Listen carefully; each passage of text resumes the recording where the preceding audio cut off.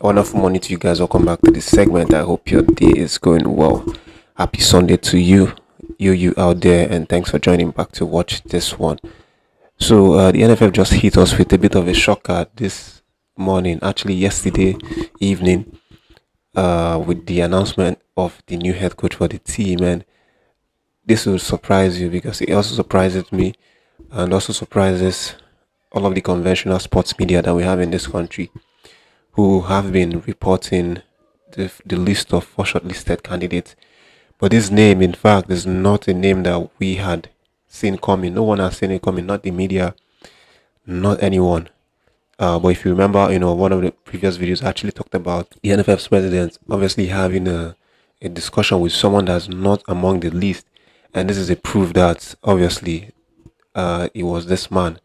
And his name is Janne Anderson.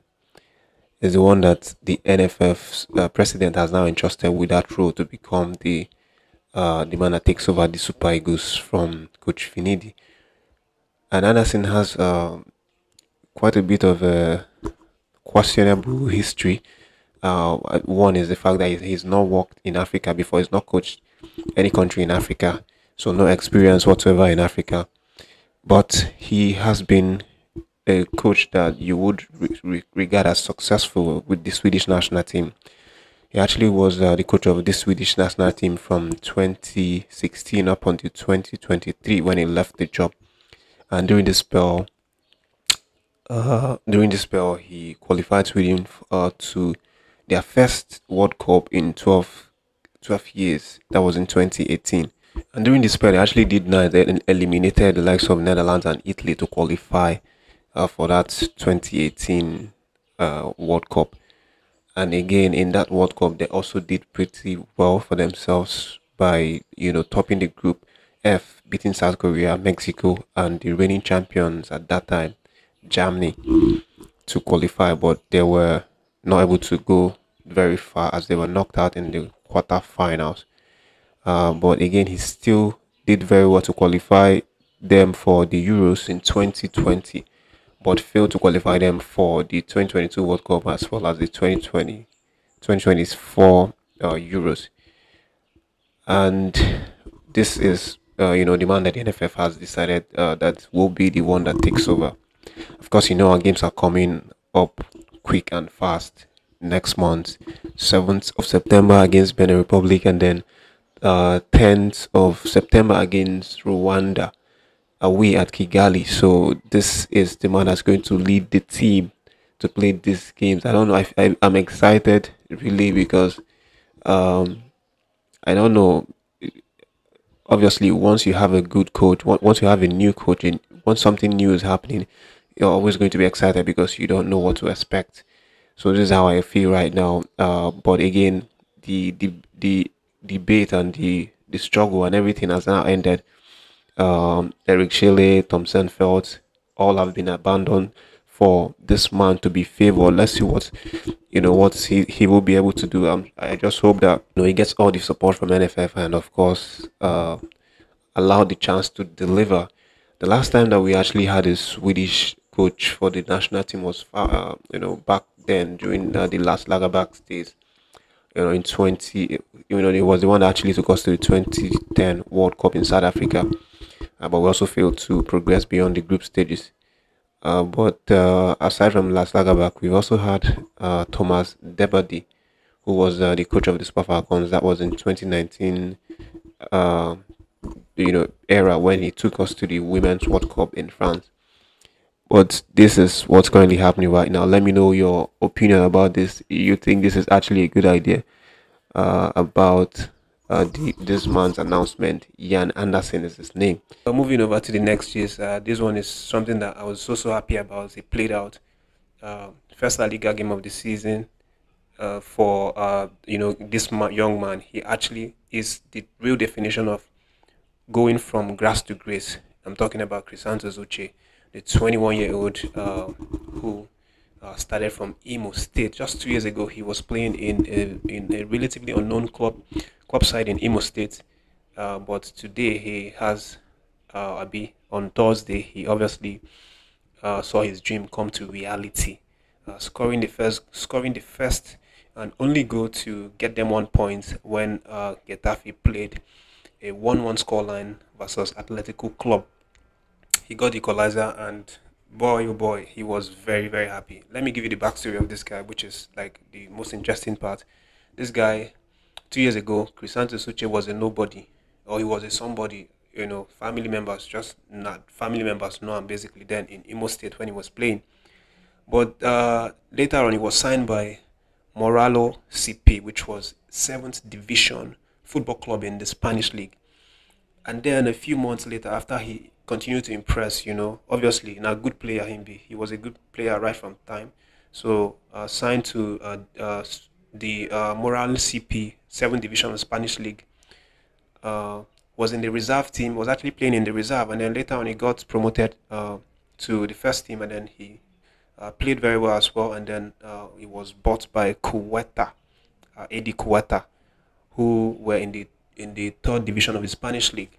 And then from there on, he also continued hustling, fighting, playing really well, impressing his coach and everyone. And then Getafe saw him, scouted him, and then signed him recently.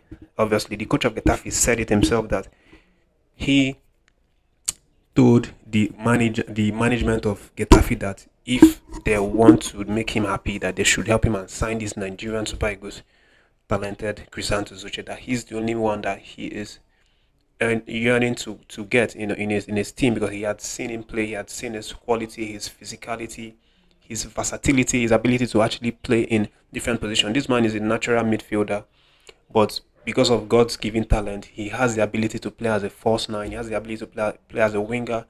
He is, for me, a Jude Bellingham of Nigeria, because he is strong. He knows how to attack. He knows how to defend. He knows how to win area balls. His goal actually came through a header, really sublime, scorching header. So the coach requested this man to be signed for him, and that happened. And then he made his debut on Thursday against Atletico Club, and then he was the man that got the equalizer for his team. He was so happy after scoring that goal. I almost cried when I was watching it, because I knew his story, I knew his backstory, so I know what it meant to him to score that goal on his debut. Congratulations to the man. This man is someone that we can really use in the Nigerian Super Eagles setup. Of course, because of the versatility that he has as a football player, play as a midfielder, as a false nine, wing, wherever you want him to play.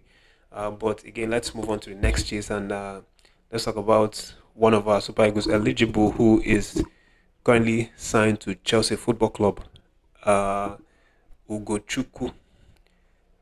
I was having a conversation with a friend, and he was telling me that I should remove my mind from players like Ugochukwu, Noni Madueke, a number of players that he mentioned, that these guys are not Nigerians. I'm like, why would you say they are not Nigerians? They are technically still, they are Nigerians, or they are eligible to play for Nigeria. So we're having this conversation, but again, he is still eligible to play for Nigeria because he hasn't made that appearance for the for France national team, the Blues. But again, the real story in this video about this man is that Chelsea have now successfully sent him out on loan for him to go and continue his development under Southampton Football Club, the guys that recently got promoted into the EPL. So Ugochukwu apparently has been sent out on loan, and he's going to complete his 2024-2025 season there. Of course, this man was part of the squad that Thierry Henry actually selected for the Olympics, but he didn't make the final team. He was left in the reserve by Thierry Henry, and for that reason, Chelsea had to pull him out. Chelsea had to request that they send the man back to Stamford Bridge, because they felt that he wasn't in the first team, first selection of Thierry Henry. So therefore, he didn't have any reason to be in the reserve when Chelsea actually needed his services going out for preseason. So Chelsea collected him, went on preseason with him. He actually played a couple of games. We saw that play out. He did well, actually even scoring one goal in the preseason.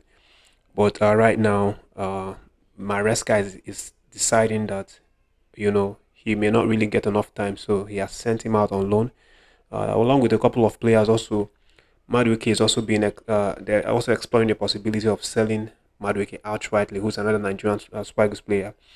And then we also have the likes of Kane Chukwuemeka. He is also being considered to be sent out on loan. This Chelsea squad, that's why I said from the beginning that Chelsea is a confused team. They have so many players, maybe more than 40 players. They're just signing people. They have people already, but they are signing extra people. And in the end, they don't have where to slot these guys in the squad. So they are looking at really doing away with a lot of our Nigerian eligible players here. But let's just leave the update at that one. I can say congratulations to Ugochukwu here because, of course, going to Southampton is definitely going to guarantee him playing time. He's going to have a lot of time to play and develop himself. And if Chelsea doesn't want him, that's not the end of the road. You know, he can still survive outside of Chelsea. He plays football, achieve great things, and you know, have his name in the history of the sport. But that's the update, guys. Thanks for watching this one. Don't forget to like and react to any of the stories that you like. Subscribe to the channel, follow on Facebook, and share the video, guys. Take care of yourself. Stay tuned, and more videos will be coming soon later.